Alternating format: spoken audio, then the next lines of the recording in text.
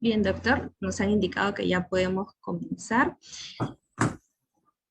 Estimados participantes, mi nombre es Michelle Paredes. Tengan ustedes muy buenas tardes de parte del equipo de Amachac Escuela Jurídica, y en esta ocasión vamos a dar inicio a la segunda fecha del curso especializado en redacción jurídica en materia civil. Así pues, tenemos el gusto de contar con la presencia del doctor Alfredo León Hernández, quien es abogado por la Universidad Particular Inca Garcilaso de la Vega, con más de 10 años de experiencia profesional en las áreas de Derecho Civil, Derecho Notarial y Derecho Registral, especialista en Derecho Procesal y Técnicas de Litigación Oral por la Corte Superior de Justicia de Lima. Además, es ponente invitado por el Ilustre Colegio de Abogados de Lima y diversas universidades en las materias de su especialidad, y actualmente se desempeña como abogado principal del estudio León y Abogados Asesoría Legal, donde brinda consultoría legal integral a las personas naturales y jurídicas, a quien agradecemos desde ya su entera predisposición para poder participar en este magno evento. Antes de dar paso a la disertación del doctor León Hernández, estimados participantes, les mencionaré las siguientes pautas a seguir. Por favor, mantengan sus micrófonos y cámaras apagadas para poder evitar interferencias en la transmisión, y cualquier pregunta que deseen formular se dará al final de la ponencia. Sin dilatar más el tiempo, cedo el uso de la palabra al doctor Alfredo León, quien disertará en torno al tema de la elaboración de un contrato de compra-venta inmobiliario y sus aspectos registrales. Bien, adelante, doctor, la palestra es toda suya. Muchísimas gracias por la gentil invitación. Sinceramente agradezco este espacio para poder compartir con todos ustedes las experiencias profesionales que semana a semana como abogados estamos inmersos en esta oportunidad en el área de derecho inmobiliario, ¿no es cierto?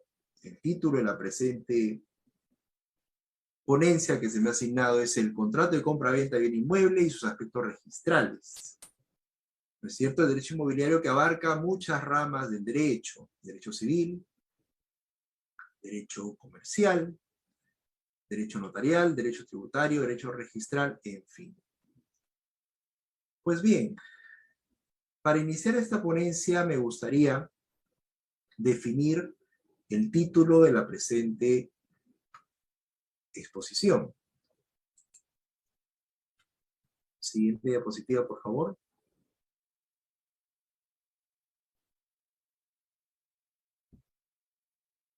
Vamos a hacer una breve descripción del título que se nos ha asignado. Contrato de compra-venta de bien inmueble y sus aspectos registrales. El contrato es un acuerdo de voluntades. Para el caso que nos ocupa, este acuerdo va a constar por escrito. ¿No es cierto? Intervendrán el comprador y el vendedor. Compra-venta. Estamos hablando de la transferencia de un bien a cambio de una contraprestación económica. Necesariamente, esta transferencia va a ser a título oneroso, es decir, va a haber un pago de por medio. A diferencia de otras formas de transferencia de la propiedad, como por ejemplo la donación o el anticipo de legítima. Tercer punto, bien inmueble. Acá nos referimos específicamente a un terreno, por ejemplo, urbano o rústico, a un departamento de estreno o de segundo uso, a un local comercial, a una casa, sea esta una casa que conste inscrita en los registros públicos su declaratoria de fábrica, o solamente que conste inscrita como terreno, es decir, que no se encuentre saneada. Y en cuanto a los aspectos registrales, el punto número 4, vamos a referirnos a inmuebles en esta oportunidad que se encuentren debidamente inscritos en los registros públicos. Es decir, que tiene seguridad jurídica tanto la venta que se realice sobre este inmueble como la adquisición, la compra. Pasamos a la siguiente. A continuación, vamos a compartir un modelo de contrato de compra-venta de bien inmueble para detallar y explicar de manera muy detenida las cláusulas que van a ser importantes al momento de elaborar una minuta. Tenemos un modelo de contrato en formato Word para poder explicar punto por punto las cláusulas. Le agradecería poder compartirlo.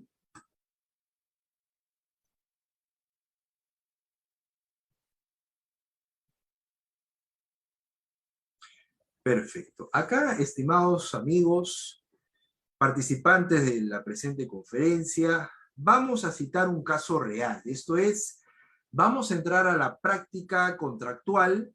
Nosotros ya como abogados, ustedes como futuros abogados, van a autorizar un contrato de compra-venta. Esto es, van a firmar, van a sellar una minuta de compra-venta de un inmueble. La minuta consta de partes y de cláusulas. Por protocolo, se inicia con la palabra señor notario, 2 puntos. Esto es un contrato dirigido al notario, ¿no es cierto? En el cual se indica, sírvase extender en su registro de escrituras públicas una de compra-venta de inmueble que celebran de una parte. En el primer rubro vamos a consignar los datos del vendedor, es decir, del propietario quien va a transferir el inmueble. Se consigna sus nombres y apellidos, su nacionalidad, su estado civil, su ocupación, su documento nacional de identidad, su domicilio y la identificación que actuará como vendedor. En la segunda parte se consignará de igual manera los mismos datos respecto de el comprador. Bajamos un poco el formato Word. Quiero resaltar ahí lo siguiente. Cuando nos encontramos con un vendedor o un comprador que tenga el estado civil soltero, viudo o divorciado, no hay ningún inconveniente, actúan a título personal. Pero ¿qué pasa cuando el estado civil del comprador o del vendedor es casado? Acá se presentan 2 escenarios que quiero que me presten atención. Si se trata, para el caso del vendedor, si se trata de un bien que forma parte de la sociedad de gananciales, esto es un bien social, el inmueble es parte de la sociedad de gananciales, obligatoriamente interviene, obligatoriamente firma el cónyuge. Pero por el contrario, si el vendedor es una persona casada, pero que va a transferir, va a vender un bien inmueble cuya adquisición fue a título de bien propio, a través de una donación, por ejemplo, una herencia, no va a firmar el cónyuge, no firma la minuta, solamente se consigna el nombre del esposo o de la esposa. Se tiene que citar casado o casada con y el nombre del esposo o de la esposa. Para el caso del comprador, sigue la misma secuencia. Si el comprador es soltero, viudo o divorciado, no hay ningún inconveniente. A sola firma, suscribe la minuta. Si el comprador es casado, necesariamente la venta tiene que participar el cónyuge o la cónyuge. Salvo que estemos ante un régimen de separación de patrimonios. En ese caso, solamente firmará el cónyuge que va a vender el inmueble, pero de igual manera se consigna que se encuentra casado o casada con determinada persona, su nombre común. Esto es muy importante que lo tomen en consideración, señores, para evitar observaciones ante la SUNAT, ante los registros públicos. Otro dato importante que quiero resaltar es cuando el vendedor o el comprador actúa mediante un representante o un apoderado. ¿No es cierto? Porque, por ejemplo, la persona una de las partes se encuentra en el extranjero y oportunamente dejó un poder por escritura pública, inscrito en los registros públicos, para que determinada persona lo represente. En esos casos, debemos de tener presente el principio de literalidad.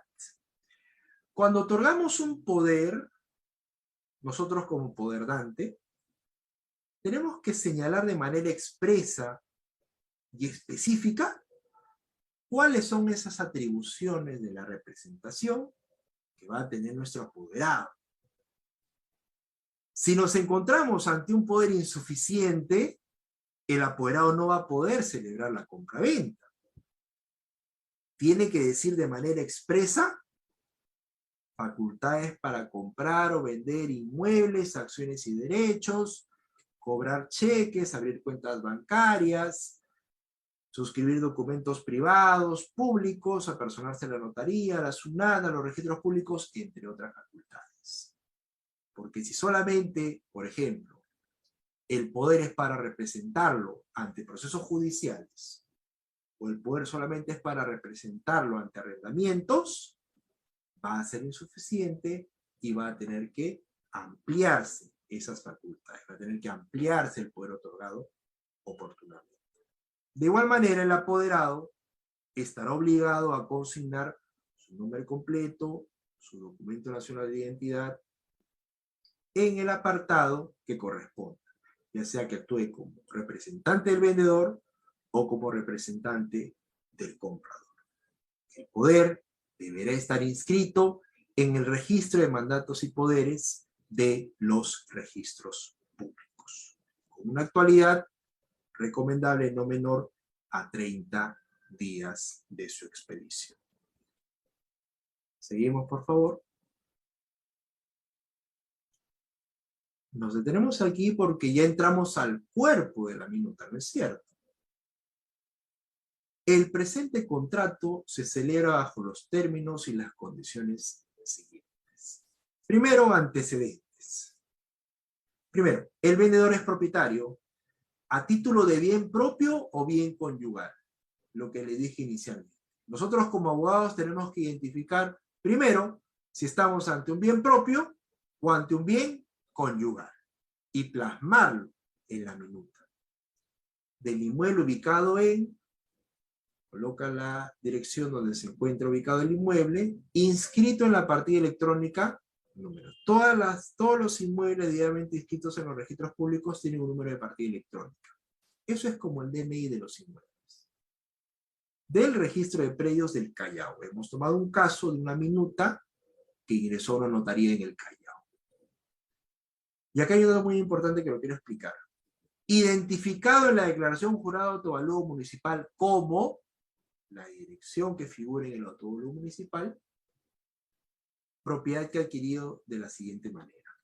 ¿Por qué hemos puesto este primer tip, que se los comparto, en el rubro antecedentes? Porque, señores, vamos a la práctica. Puede darse el caso que el inmueble tenga una dirección en la partida electrónica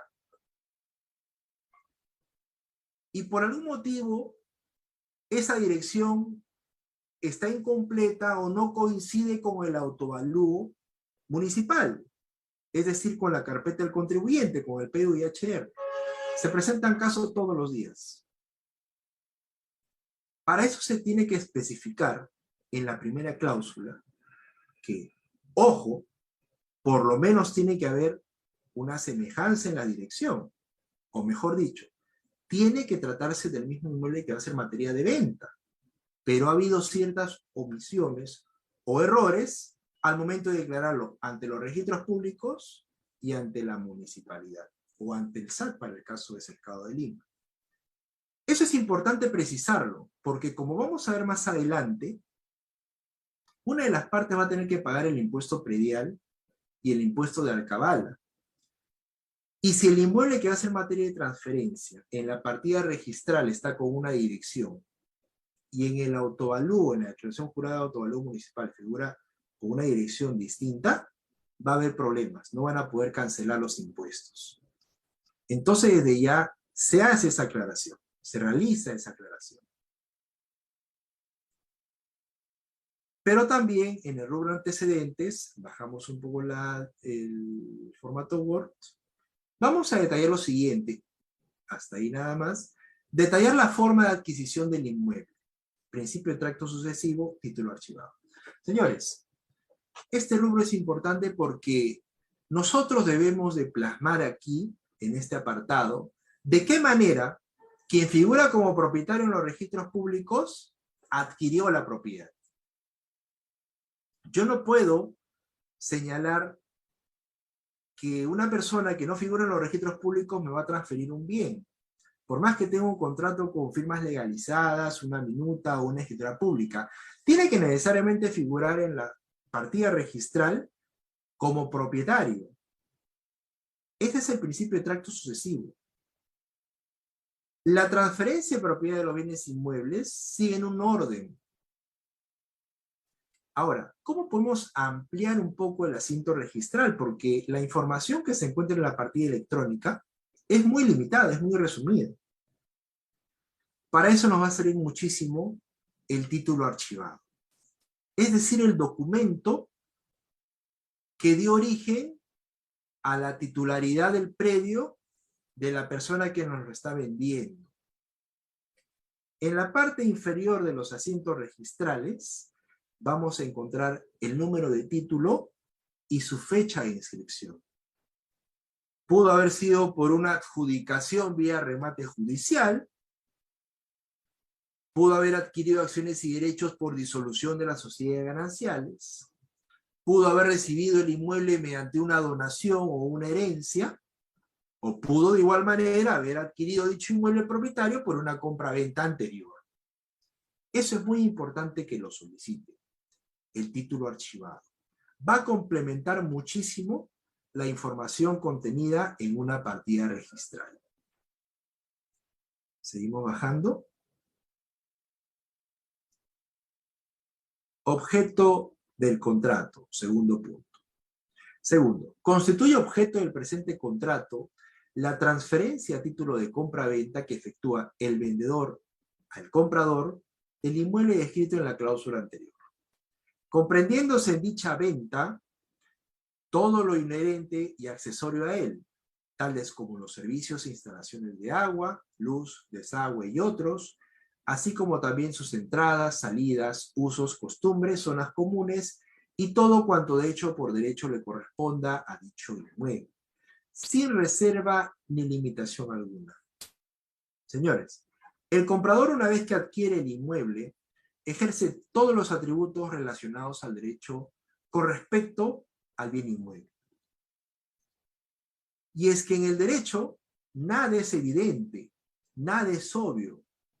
Pero doctor, se supone que si ya fue materia de venta un inmueble, se supone que las entradas, las salidas, las zonas comunes, el medidor, el consumo de luz, agua, gas, todos los servicios básicos, se supone que lo hace el acreedor. En el derecho no hay suposiciones. Tiene que estar plasmado por escrito. ¿Para qué? Para que el propietario pueda ejercer todos los atributos del derecho de propiedad respecto al inmueble que va a ser suyo. Seguimos bajando.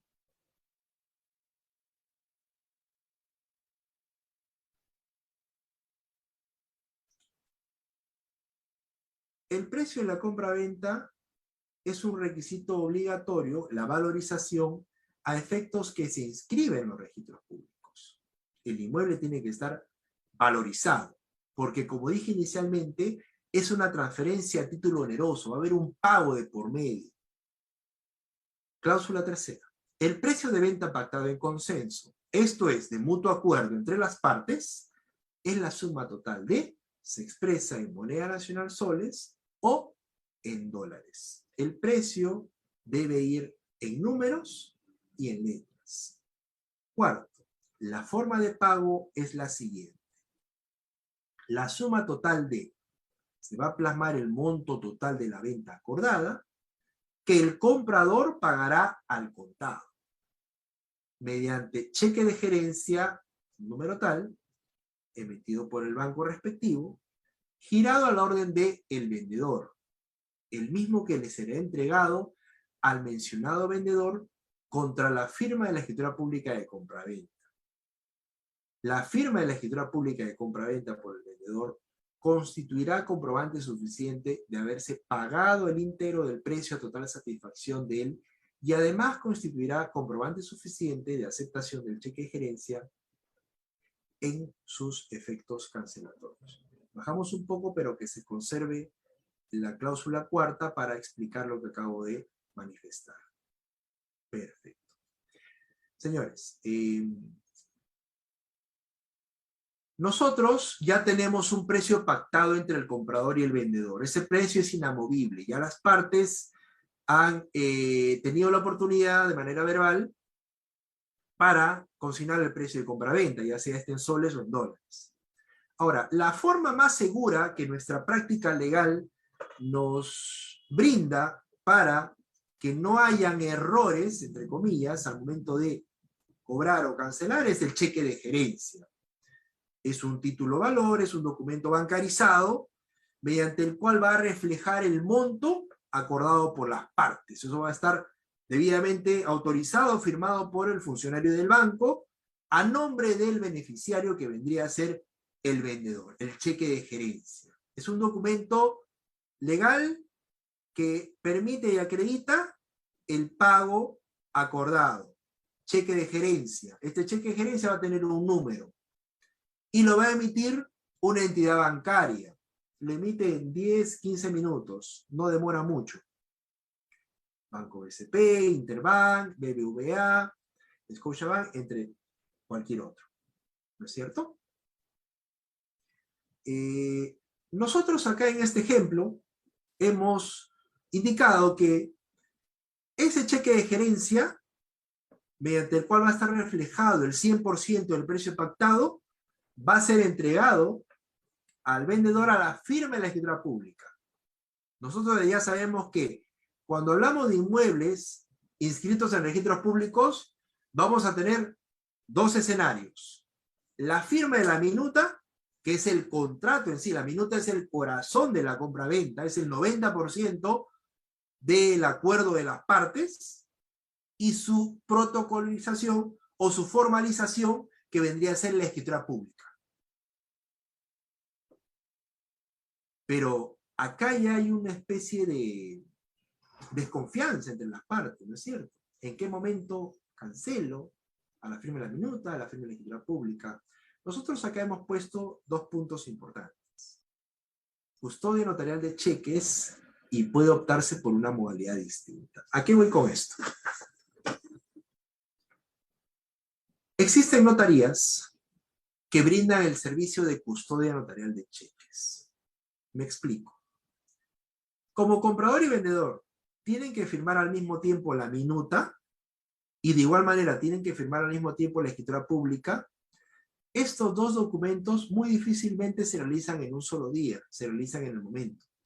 Por lo general, van a transcurrir un día, 2 días, 3 días, una semana, dependiendo de la notaría y sobre todo dependiendo de los impuestos que cancelen oportunamente las partes. Eso lo vamos a ver más adelante. Entonces acá viene un poco la duda. ¿Se paga primero? ¿Se firma primero? Para evitar eso empleamos el cheque de gerencia. Y solicitamos a la notaría que nos brinde el servicio de custodia notarial de cheques. Entonces, el escenario vendría a ser el siguiente, en este ejemplo que estamos poniendo. Yo, comprador, entrego a la notaría el cheque de gerencia con el monto total pactado y lo custodia hasta la firma de la escritura pública. ¿Lo custodia para qué? Para que al momento en que ambas partes firmen la escritura pública, este cheque de gerencia le sea entregado al vendedor. Repito el escenario. Vendedor y comprador van a la notaría con la minuta y con el cheque de gerencia. Ambos firman en la notaría la minuta y cancelan el servicio de custodia notarial de cheques a la notaría.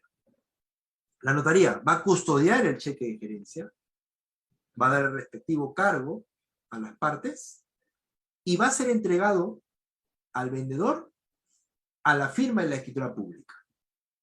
Entonces, esta opción, esta modalidad brinda una seguridad a las partes. Desde luego, ante el incumplimiento de una de las partes, el cheque de gerencia será retornado al comprador para que éste lo cancele ante la entidad bancaria correspondiente. Otra forma, o otra modalidad que se emplea, es la siguiente. Bueno, a la firma de la minuta, damos a cuenta un porcentaje, el 10%, el 20%, yo tranquilamente lo manejo al 50%. Porque reitero, la minuta es el contrato de compra-venta. La minuta es el corazón de la compra-venta. Si por ahora no se firma la escritura pública, yo tranquilamente con la minuta ya firmada por las partes, me voy a un proceso judicial denominado otorgamiento de escritura pública. Así que se puede plasmar, se puede plantear un cheque de gerencia del 50% a la firma de la minuta y el otro 50% se entregará a la firma de la escritura pública. Modalidades para escoger dependerá de la confianza que exista entre las partes y sobre todo de la mejor asesoría que se les proporcione. Seguimos bajando. Impuestos y gastos.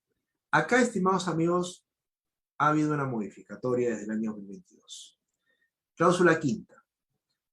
De conformidad con el decreto legislativo número 1520, el vendedor acredita con la respectiva constancia no adeudo el encontrarse al día en el pago del impuesto predial desde que obtuvo la condición de contribuyente hasta la fecha de la presente transferencia.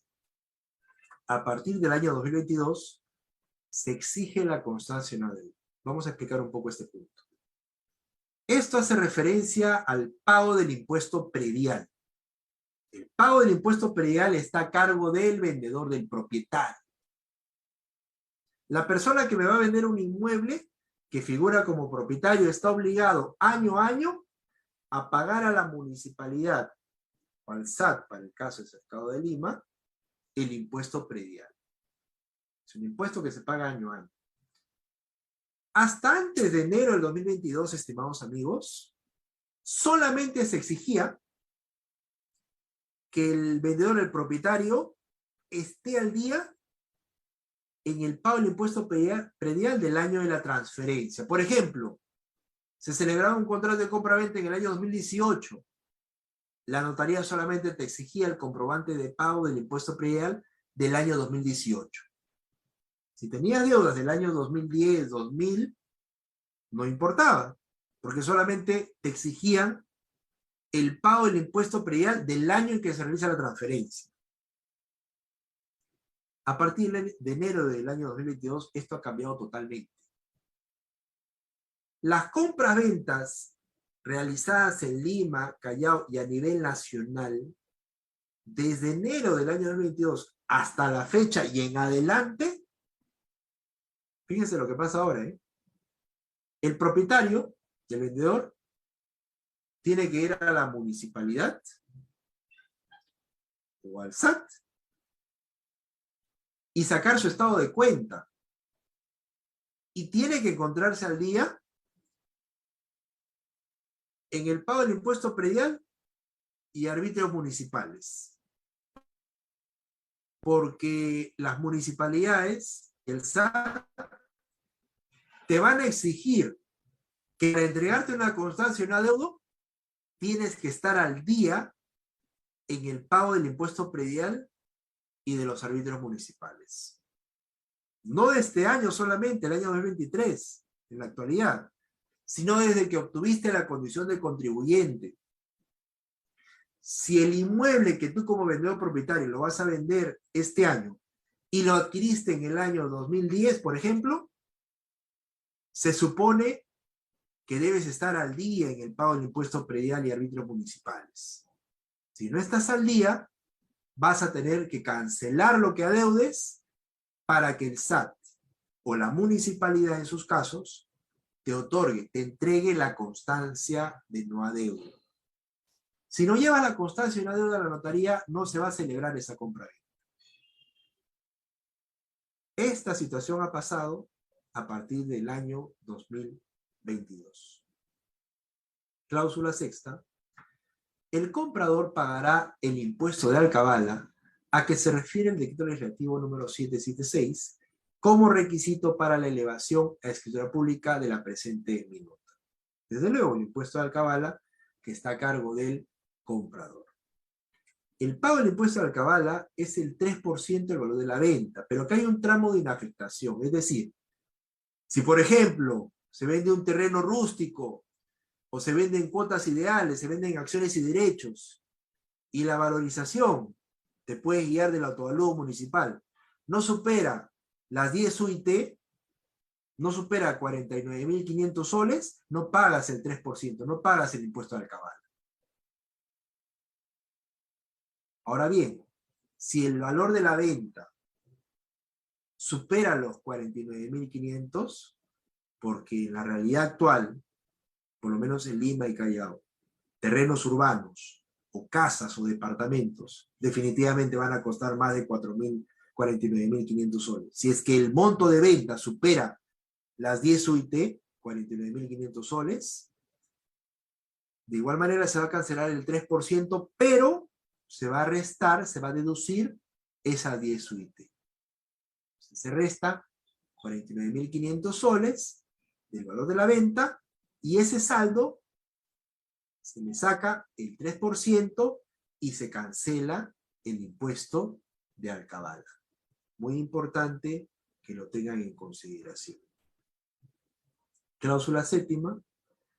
Por la presente cláusula, el vendedor y el comprador declaran bajo juramento, y esto es importante porque esta charla versa también sobre aspectos registrales. Repito, por la presente cláusula, el vendedor y el comprador declaran bajo juramento, conforme a lo establecido en la directiva número 07/2005 SUNAR/SN, que los documentos con los que se acredita el pago del impuesto predial y el impuesto de alcabala corresponden al inmueble objeto de compraventa. Esta cláusula, estimados amigos, como tip, es importante que señalen o plasmen en su minuta. Es importante plasmarlo al igual que la cláusula primera.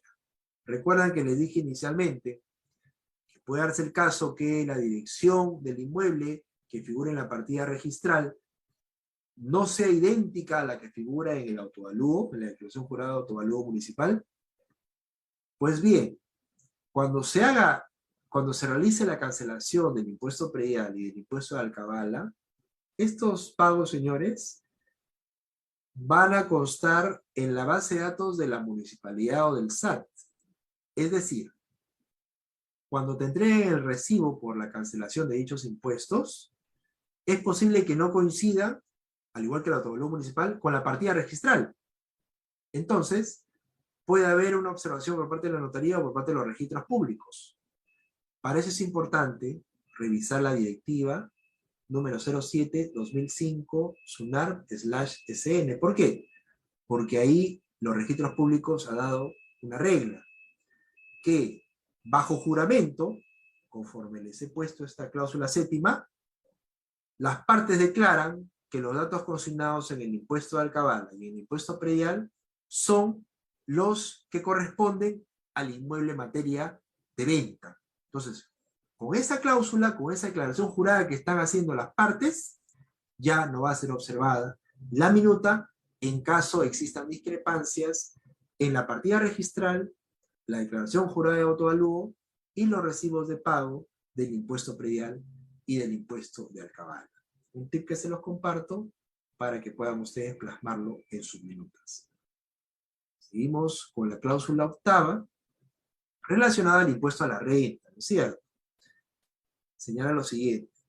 El vendedor declara que la ganancia de capital proveniente de la enajenación que se lleva a cabo constituye renta de segunda categoría. Recordemos que existen 5 regímenes de renta de la SUNAT. Para el caso de transferencia de inmuebles como personas naturales, corresponde a la renta de segunda categoría. En razón de que el inmueble que es objeto de compra-venta no tiene la condición de casa-habitación. Dentro de tal concepto, según el artículo 1A del reglamento de la ley del impuesto a la renta, después de su última modificatoria aprobada por el Decreto Supremo número 086-2004-EF, publicado el 4 de julio del 2004.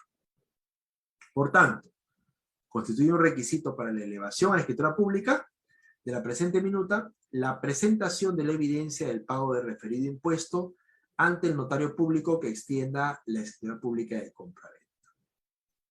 Bajamos solamente un poco para que se conserve la cláusula octava. El pago, señores, del impuesto a la renta por segunda categoría va a estar a cargo del vendedor, del propietario, siempre y cuando obtenga una ganancia, porque la renta de segunda categoría solamente va a ser afecta siempre y cuando existe una ganancia. Si, por ejemplo, yo adquirí el inmueble en el año 2015, figura en la partida registral que lo adquirí a $50.000, y por necesidad hoy día lo estoy vendiendo al mismo precio, $50.000, no existe ganancia. Si lo adquirí a $50.000 y ahora lo estoy vendiendo a $50.000 por necesidad, no hay ganancia, entonces no se paga impuesto a la renta. Tiene que haber una ganancia. Ese es un supuesto de excepción. Otro supuesto de excepción es cuando el inmueble tiene la condición de casa-habitación mayor a 2 años. O también otro supuesto de excepción al pago del impuesto a la renta es cuando el inmueble se adquirió antes del año 2004. En esos casos no se paga el 5% por concepto de impuesto a la renta de segunda categoría. Cada caso es muy particular, pero es bueno que lo tengan presente. Seguimos, por favor. 9. Los gastos que se originen en la elevación a escritura pública de la presente minuta, así como su correspondiente inscripción registral, será por cuenta y cargo exclusivo del comprador. Señores, por lo general el comprador cancela los derechos notariales y registrales. ¿Por qué? Porque será el comprador quien reciba la escritura pública y la constancia respectiva de la inscripción registral que lo consigne como nuevo propietario. Es por ello que, por general, el comprador paga derechos notariales para que reciba su escritura pública de nuevo propietario y derechos registrales para que se le inscriba como nuevo titular de dicho inmueble. 10. Y esto también es un tip que les comparto. Así nada más no lo van a encontrar en modelo de minutas. Señores, atención con la cláusula 10. El vendedor otorga poder de representación al comprador para el otorgamiento de cualquier documento público o privado de carácter aclaratorio, rectificatorio, ratificatorio, de precisiones, declaración jurada y o cualquier otro que deba otorgarse, únicamente para efectos de obtener la inscripción registral de esta compraventa, en los términos que las partes acuerdan por este acto. Las partes también acuerdan que este otorgamiento de poderes podrá inscribirse en el registro de mandatos y poderes a petición del comprador. Resalto lo siguiente. Es importante consignar esta cláusula para efectos de lograr la inscripción de la compraventa en los registros públicos en caso de ausencia del vendedor. Por lo general, el vendedor, el propietario, recibe su pago a la firma de la minuta o a la firma de la escritura pública, ¿no es cierto?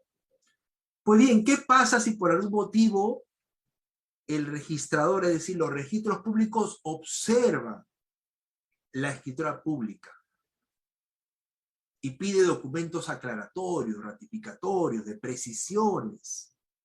¿Y qué pasa si el vendedor ya viajó a Europa, se encuentra fuera de Perú y no tiene fecha de llegada? Muy arriesgado, ¿no es cierto? O simplemente por algún motivo el vendedor no quiere ir a firmar esa escritura pública aclaratoria, ratificatoria, de precisión. ¿Puede darse el caso? Por supuesto, estamos en Perú, puede darse el caso. ¿Vamos a tener que hacer un proceso judicial de otorgamiento de escritura pública, indemnización por daños y perjuicios, entre otros? No, no, señores. ya esta es una seguridad para el comprador. Esta cláusula está pensada para el comprador. Al plantear esta cláusula, se le está otorgando solamente para efectos de obtener la inscripción registral de compra-venta, que el comprador firme en representación del vendedor cualquier documento público o privado aclaratorio, ratificatorio, de precisiones, que exija el registrador en virtud de la observación que haya presentado. Por supuesto, en virtud de esta cláusula, se inscribe en el registro de mandatos y poderes para que el comprador, a sola firma, represente al vendedor y se pueda aclarar, se pueda subsanar esa observación emitida por los registros públicos. Es una sugerencia, es una recomendación cuando asesoramos a un comprador de un bien inmueble. Tomen nota de esa cláusula. Seguimos. Competencia territorial. 11º. Las partes contratantes se someten a la competencia territorial de los jueces y tribunales del Callao para la solución de cualquier controversia que se genere con motivo de la celebración y o ejecución del presente contrato. Para someterse a un proceso judicial, la competencia puede ser prorrogada. En este caso, de acuerdo al artículo 25 del Código Procesal Civil, no señala de la prórroga convencional de la competencia territorial. Es decir, las partes pueden modificar y pueden señalar o establecer ante qué jurisdicción van a dirimir un determinado pleito. Las partes en este contrato, en esta minuta, se someten a determinada competencia territorial del juzgado que estimen pertinente. Como punto final, por formalidad se pone, agrega usted, señor notario, lo que fuere de ley y curse partes al registro de propiedad inmueble del Callao para la correspondiente inscripción registral. Pero aquí no acaba. Seguimos bajando y hemos resaltado con rojo algo muy importante. Adicionalmente, las partes contratantes encomiendan a usted se sirva a solicitar bloqueo registral de la partida registral involucrada en el presente acto. Bloqueo registral, señores. Esto de igual manera es una recomendación para el caso del comprador. Luego les voy a tocar un tip para el caso del vendedor, porque el tiempo sí es generoso con nosotros, pero quiero un poco señalarles sobre el bloqueo registral. Señores, cuando las partes firman la minuta, vendedor y comprador, y nosotros como abogados la autorizamos, esa minuta ingresa a la notaría. Y en la minuta se solicita el bloqueo registral. ¿Qué es lo que va a pasar?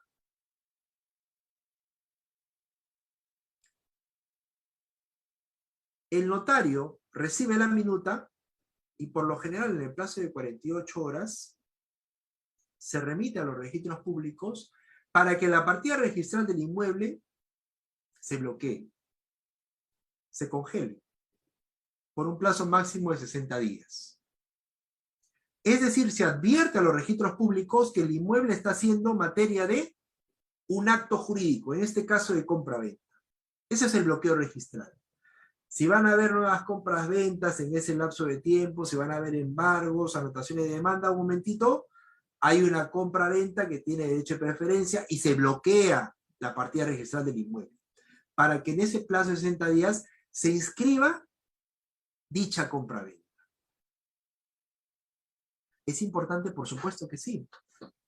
Porque aquí me garantiza, aquí me asegura que ese vendedor, ese propietario no está vendiendo a otra persona dicho inmueble. Yo solicito como comprador el servicio de bloqueo registral. Y acá les voy a dar un tip, un dato que coincidimos con muchos abogados que laboran en notarías, estimados amigos. Cuando tú solicitas el bloqueo registral, esto es, se va a generar un asiento registral en la partida del inmueble denominado bloqueo. y va a decir más o menos lo siguiente. Bloqueo registral a favor de hasta que se inscriba la compra-venta por el valor tal de determinada persona a tal persona y la fecha en que se inscribe el bloqueo registral. Señores, ese asiento registral de bloqueo ya es un 90 o un 95%. Si se logra inscribir, ya es un 90 o 95% de que se va a inscribir a la compra-venta de manera definitiva. O sea, la inscripción del bloqueo registral, la práctica nos demuestra que permitirá que la compra-venta definitiva se inscriba sin mayores observaciones. Por lo general,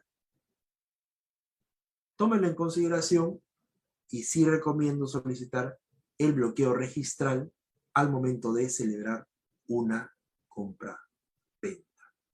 Como lo había manifestado, se consignará a la ciudad la fecha del día en que se está firmando la minuta, así como los datos, nombres y DNI de las partes, vendedor y comprador, y nosotros como abogados autorizamos, firmamos la minuta.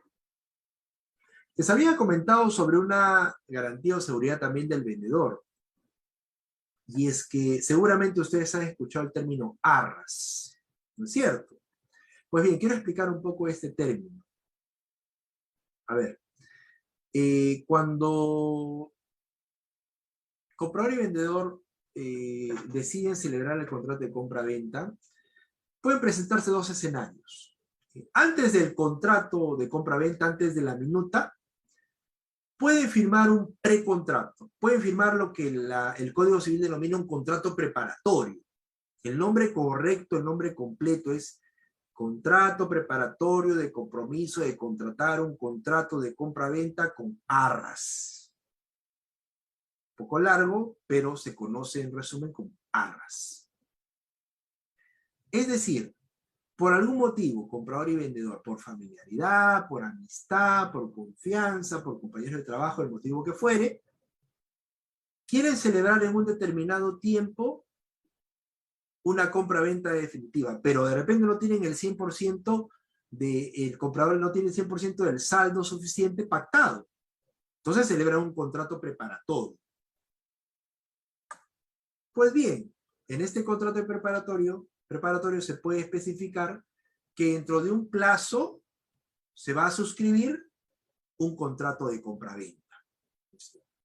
Pero como las palabras se las lleva el viento y los papeles se pueden quemar en cualquier momento, tiene que haber un móvil o tiene que haber una garantía, una seguridad de que por lo menos se está separando esa venta para un tiempo próximo, ¿no es cierto? Entonces acá viene un concepto denominado arras, que es un dinero dejado en garantía a efectos del cumplimiento de una obligación.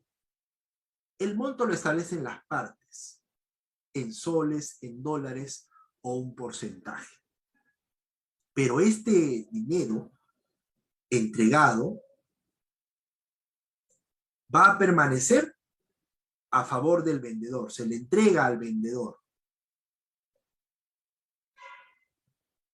Cuando se cumple el plazo y se celebra el contrato principal de compra-venta, dos situaciones. El vendedor devuelve las arras, esto es, le hace entrega del dinero oportunamente otorgado, o el monto otorgado va a ser computable al precio pactado. Es decir, se negocia. Ya me dejaste un adelanto, ese adelanto se va a tomar como efecto cancelatorio del saldo total de la compra-venta. Pero también puede darse este concepto de arras en un segundo escenario. Plasmarlo en la minuta de compra-venta, arras confirmatorias.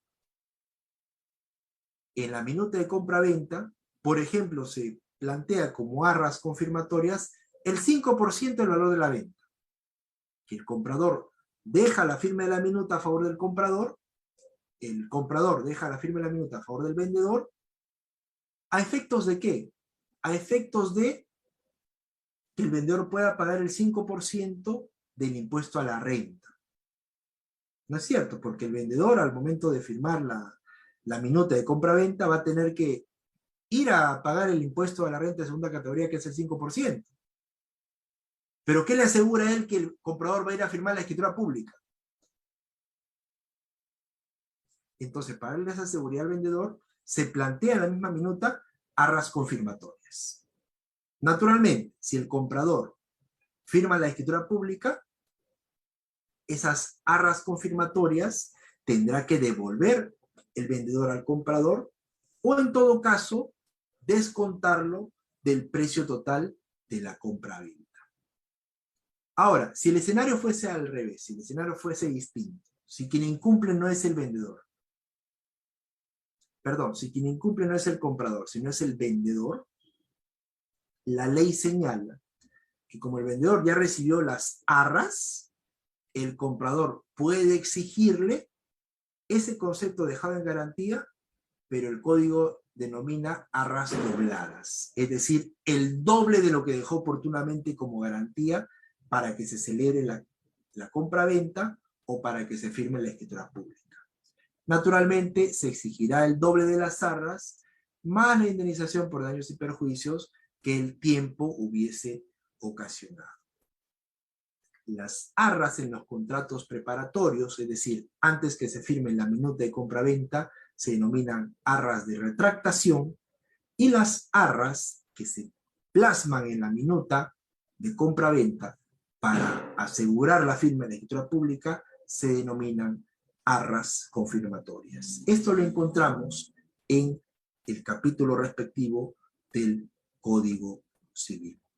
Esa es también una garantía por parte del vendedor a efectos de asegurar ya sea la minuta de compra-venta si es que se celebra un contrato preparatorio o para asegurar la firma en la escritura pública en caso ya se firme en la notaría la minuta propiamente dicha de compra-venta.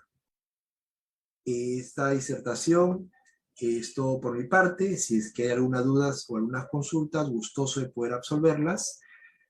Referente al tema materia de exposición, contrato de compra-venta de bien inmueble y sus aspectos registrales. Muchísimas gracias por su atención. Sí, doctor, muchas gracias. Lamentablemente se nos ha acabado el tiempo, por lo que daremos el pase a las palabras finales, ¿no? Primero agradecerle, doctor, por la ponencia, pues han sido muy interesantes todos los puntos que han sido expuestos, ¿no? No sé si desearía brindarnos algunas palabras como cierre de esta ponencia, por favor. Por supuesto, reiterar mi agradecimiento a la Escuela Jurídica Amachac y principalmente a la señorita Natalia Linares, que tuvo la gentileza de contactarse con mi persona, a usted también, Michelle Dayana Paredes, por la bienvenida y por la presentación que me ha realizado, y gustoso de poder aceptar futuras ponencias respecto a lo que nosotros vemos en el estudio ya un poco más de 10 años, lo relacionado al derecho notarial, al derecho registral y al derecho inmobiliario, porque hay situaciones jurídicas que en los libros, en el código, son muy complicadas de entender o de evaluar, pero eso se refuerza en virtud de la práctica legal que nosotros día a día o semana a semana tenemos y que, como podrán advertir, se requiere una especialización para poder evitar perjudicar, en este caso ya sea a un comprador de bien inmueble o a un vendedor. No podemos jugar con la vivienda de una persona o no podemos en el otro escenario perjudicar lo que a una persona le ha costado construir o en este caso adquirir. Reitero mi agradecimiento y mi puesta a disposición con ustedes para futuros eventos académicos. Gracias.